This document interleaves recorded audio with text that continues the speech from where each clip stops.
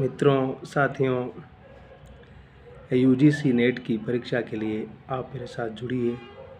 हम लोग संपूर्ण सिलेबस पर बातचीत करते हुए आगे बढ़ेंगे और जो छोटी छोटी क्वारीज़ है उसको भी मैं बीच बीच में क्लियर करता हुआ जाऊंगा। हमारे जो विद्यार्थी हैं, नए विद्यार्थी जो कि पहली बार परीक्षा दे रहे हैं या दूसरी बार दे रहे हैं, उन्हें शायद कुछ अनुभव हो चुका होगा, लेकिन ये अच्छा है कि अभी ऑब्जेक्टिव है। पहले डिस्क्रिप्टिव हुआ करता था तो लिखना होता था, तो अभी आपको फैक्ट ज़्यादा याद करने की आवश्यकता है और सिर्फ टिक करना है, इसलिए काम भी ज़्यादा आसान है। तो लेकिन आसान होने के बावजूद उसमें यह है कि कहीं ना कहीं आपको तथ्यों की ज़्यादा जानकारी होनी चाहिए, और ये तथ्यों की ज़्यादा जानकारी आपको नेट या जीआरएफ में आप जानते हैं, जूनियर रिसर्च फेलोशिप, अगर आपका इसमें सिलेक्शन हो जाता है तो आप जब शोध करते हैं पीएचडी, तो उस दरमियान सरकार आपको पर मंथ 40,000 देती है और बाद में 45 हो जाता है। लगातार 5 साल तक वो पैसा आप उठा सकते हैं और शोध करते हुए आप अपनी बाकी तमाम ज़रूरतों आवश्यकताओं को पूरा कर सकते हैं। तो यूजीसी यूनिवर्सिटी ग्रांट कमीशन जो भारत सरकार का है,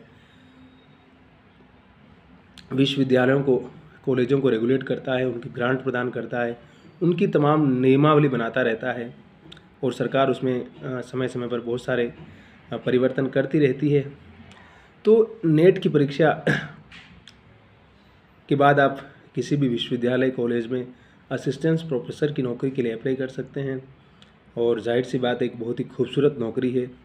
इसमें आप पढ़ लिख सकते हैं, बच्चों को पढ़ा सकते हैं और अपनी जो भी भूमिकाएं हैं उसको महत्वपूर्ण रूप में अदा कर सकते हैं। आचार्य रामचंद्र शुक्ल का जो निबंध है कविता क्या है, वो भी हमारे यूजीसी नेट की परीक्षा के अंदर है। तो शुक्ल जी आप जानते ही हैं, उनको हिंदी साहित्य के इतिहास के शीर्षस्थ आलोचक, इतिहासकार के रूप में, समीक्षक के रूप में, चिंतक के रूप में हम उनको जानते हैं। और उनका हिंदी साहित्य में सच में बहुत ही महत्वपूर्ण योगदान है, चाहे उनका हिंदी साहित्य का इतिहास हो, चाहे उनके निबंध हो, चिंतामणि हो, या उन्होंने जो कुछ अनुवाद किया है वो हो, और बौद्धिकता की लगातार बात करते हुए शुक्ल जी हमें बहुत सारे विचारों के साथ जोड़ते हैं। कविता को लेकर के वो लगातार लिखते रहे हैं। इस निबंध के बारे में ऐसा कहा जाता है कि इस निबंध को वो सारी उम्र लिखते रहे। 1909 में लिखा था। आपको याद होगा कि 1909 में गांधी जी का हिंद स्वराज्य भी प्रकाशित हुआ था। उसके बाद फिर 1919 में लिखते हैं, फिर 29 में, फिर 39 में भी इसको लिखा, मॉडिफाई किया लगातार।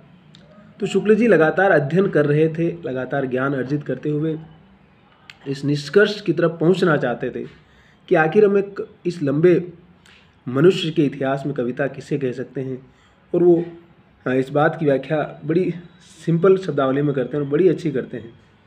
ये निबंध हमें बार बार पढ़ना चाहिए, सच में पढ़ना चाहिए।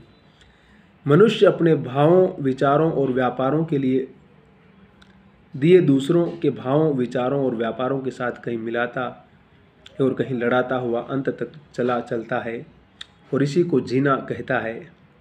जिस अनंत रूपात्मक क्षेत्र में यह व्यवसाय चलता रहता है उसका नाम है जगत।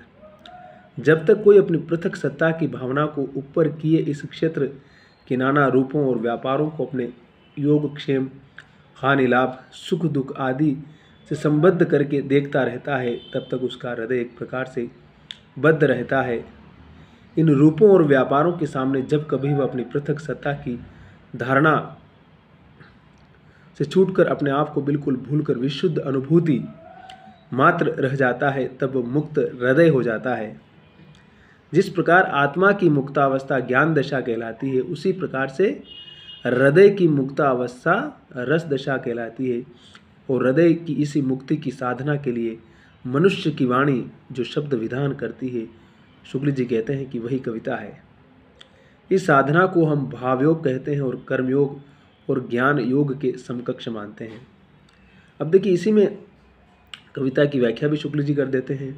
उसके संपर्क और जीवन के मूल्यबोध को, जीवन बोध को भी इसमें स्पष्ट कर देते हैं कि मनुष्य कहाँ से किस चीज़ को जोड़ता है और जीवन किसको कहता है। तो निबंध काफ़ी लंबा है, लेकिन आप स्लो पढ़ेंगे तो बहुत सारी चीज़ें समझ में आ जाएगी। मैं सिर्फ इसी अंश का पाठ किया हूँ और इस अंश में हृदय की मुक्तावस्था को शुक्ल जी कहते हैं कि वही असल में रस दशा है और आत्मा की मुक्तावस्था ज्ञान दशा है। आप अगर निर्गुण काव्य धारा पढ़े हैं भक्ति काल की तो पता होगा पूरी, वहाँ ज्ञान की बात कबीर भी करते हैं, तुलसी भी करते हैं, लेकिन आधुनिक कवि हृदय की बात करता है बार बार, और हृदय ही हमारे संपूर्ण उच्च अनुभूति, मनुष्य की अनुभूति को कहते हैं ना कि दिल से मैंने इस चीज़ को अनुभव किया है। तो शुक्ल जी कहते हैं कि उस अनुभूति में हम जाएंगे तभी हमें बाकी अनुभूतियों का एहसास होगा। और इसके लिए कवि जिन शब्दों का इस्तेमाल करता है, शब्दों को किस प्रकार से रचता है, वहीं से कविता पैदा होती है। इमोशन और शब्द मिलकर के एक जो केमिस्ट्री बनाते हैं, कविता की सृष्टि वही होती है। हंसते रहिए, मुस्कुराते रहिए, मस्त रहिए और आबाद रहिए। यूजीसी नेट की तैयारी करते रहिए, हमारे साथ जुड़िए, हमारे चैनल को सब्सक्राइब कीजिए, लाइक कीजिए, शेयर कीजिए और हमारा उत्साह बढ़ाते रहिए। मैं बहुत साधारण भाषा में आपको समझाने का प्रयास करता रहूँगा और समझाऊँगा। हमारे साथ जुड़िए, निश्चित रूप से आपको लाभ होगा, निश्चित रूप से आपके आत्मविश्वास में बढ़ोतरी होती चली जाएगी और आप जीवन के माकूल सफलताओं के साथ अपने आप को रूबरू कराते हुए आगे बढ़ेंगे और बहुत अच्छा लगेगा। यस।